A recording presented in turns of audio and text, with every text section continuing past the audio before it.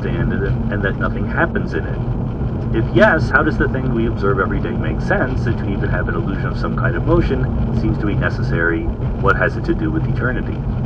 No, the block universe theory does not imply that motion is unreal or an illusion. Motion means that you have something called position as a function of time. The block universe theory just says that every moment of time is real.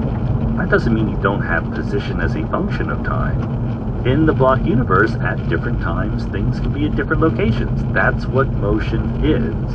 The temptation to think of the block universe theory somehow implies that motion is an illusion or unreal comes from drawing a picture of the block universe theory and then pretending that it exists all at one moment of time. But it doesn't all exist at one moment of time. It just exists. I know that's a subtle distinction, so I will say it again. The block universe theory, or eternalism in the philosophy of time, does not say all moments of time are simultaneously real.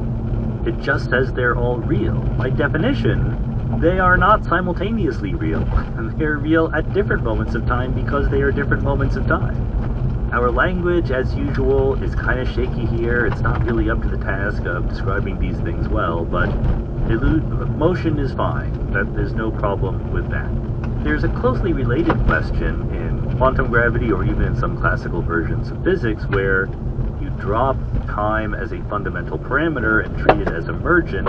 Even there, I would say that motion is real. It's not illusory, but the steps to get there are trickier.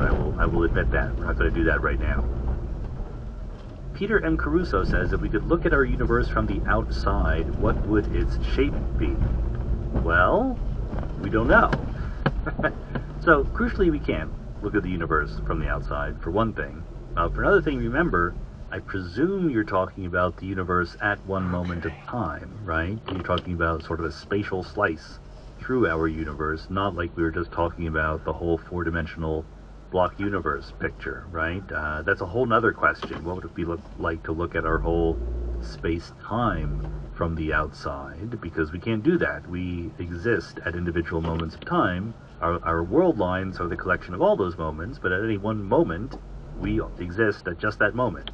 So I presume you're asking about, the spatial slice through the universe. And in relativity, that's not even a uniquely defined question, right? We can't even say, here is the right way to slice the universe, the space-time of the universe, into moments of time, once and for all.